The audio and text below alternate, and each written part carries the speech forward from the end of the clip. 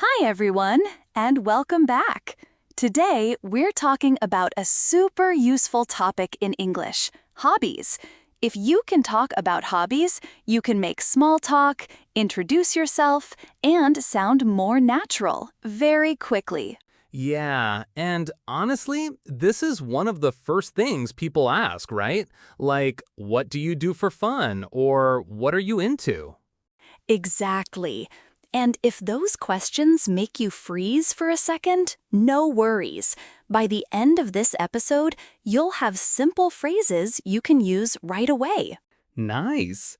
So let's keep it easy and real. First, let's talk about basic ways to say what you enjoy.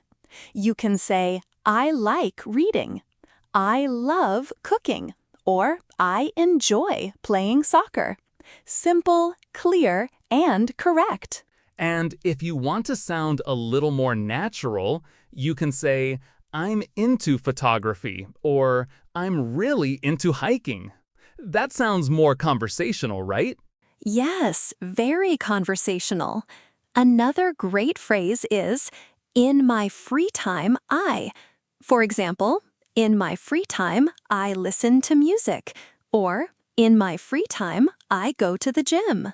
Hmm, I use that one a lot. In my free time, I watch movies. Sounds easy to remember. Good. And here's a small grammar note. With some hobbies, we use a verb, and with others, we use a noun. So we say, I like swimming, but also, I like photography. Oh, right. So not I like to photography. That one sounds wrong because it is wrong. Exactly. So let's make it practical. Daniel, what are some hobbies you actually have? Okay, real life answer. I like cooking, I go for walks, and I play guitar sometimes. I'm also into gaming, but I don't always have time for it. Great answer! You used different structures, which makes your English more flexible. And I don't always have time for it is very natural. So if someone asks me, what do you do for fun? I can say, I like cooking and playing guitar. That's enough? Absolutely. Short answers are fine. But if you want to keep the conversation going, you can add one more sentence. For example, I like cooking and playing guitar. Cooking helps me relax. Nice. So you give the hobby and then say why you like it. Yes, that brings us to the next part, asking good follow-up questions. If someone says, I like painting, you can ask, how did you get into that? Or how long have you been doing it? Oh, I like those. They sound natural, not like a test. Exactly. You can also ask, how often do you paint? Or, do you do it alone or with friends? Those questions keep the conversation alive. What about something like, is it expensive? I feel like that could be useful too. Yes, definitely. You can ask about time, money, place, skill level, almost anything. For example, do you need special equipment? Or where do you usually do it? Cool. Let's do a quick mini conversation. Great idea. I'll ask, and you answer like a learner would. Ready? Ready. I'll ask, and you answer like a learner would. Ready? What do you do for fun? I like reading, and I'm into running. I usually run 3 times a week Nice. And why do you like running? because it helps me clear my head. Also, it's cheap, which is helpful. Very good. You gave a reason, and that makes your answer much stronger. You can do the same with any hobby. Okay, let's get more detailed then. Sometimes I want to talk about whether a hobby is relaxing, social, or skill-based. That's an excellent idea. For example, you might say, I like gardening because it's relaxing. Or, I enjoy team sports because I like being with other people. Or, I'm into chess because it makes me think. That one sounds smart. It does, and it's useful. Notice how those answers explain the feeling or the benefit. In English, that helps you sound more natural and thoughtful. Can we talk about frequency words too? Because I always forget them a little. Of course, frequency words are super helpful. Always, usually, often, sometimes, rarely, never. You can say, I usually practice yoga on weekends, or I sometimes draw after work. And I rarely go hiking means not very often, right? Exactly. That's perfect. If you want to sound precise, frequency words are a great tool. Okay, but what are some common mistakes people make when talking about hobbies? One common mistake is using the wrong verb form. People sometimes say, I enjoy to swim, but we say, I enjoy swimming. Another one is saying play photo or do guitar instead of play guitar and take photos. Ah, yes. So let me try.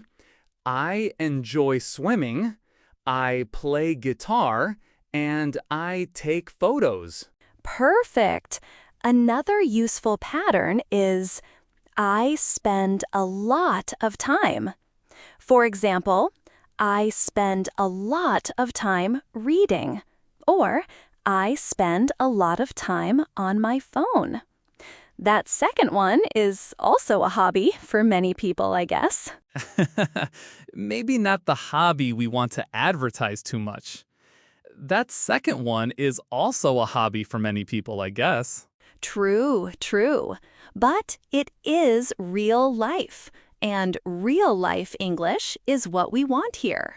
Can I ask you something, Maya? If someone says, I'm into art, what can I ask next? Great question. You could ask, what kind of art do you like? Or, do you make art yourself? Or, how long have you been interested in it? These are open questions, so the other person can give a longer answer. Open questions are better than yes or no questions if you want a real conversation. Exactly.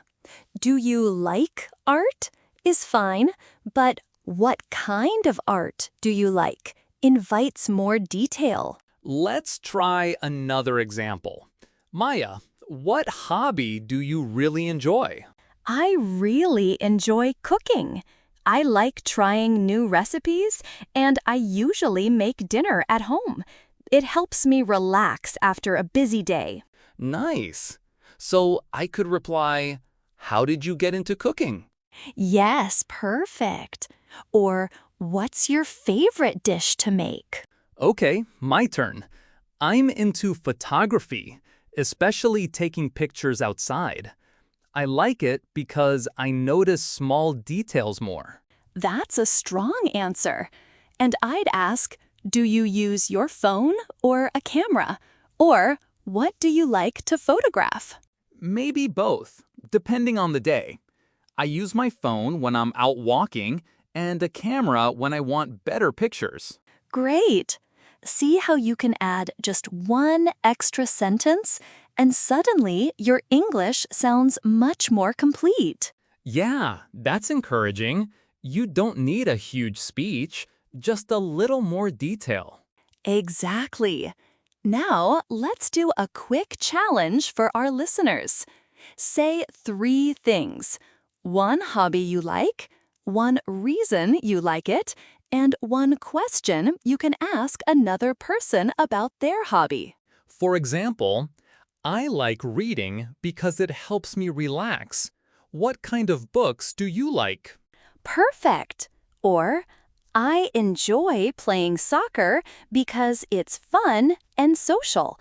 How often do you play? Or, I'm into music because it makes me feel good.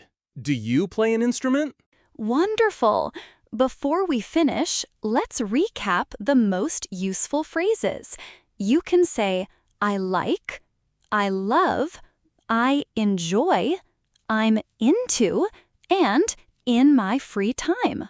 And for questions, what do you do for fun? How did you get into it? How often do you do it? And what kind do you like? Exactly. If you can use those, you're already having real conversations in English.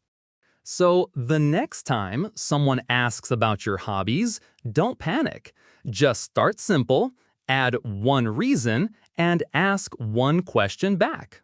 That's the formula. Simple answer, one detail, one question. And if you want, pause for a second before you speak. That is totally okay.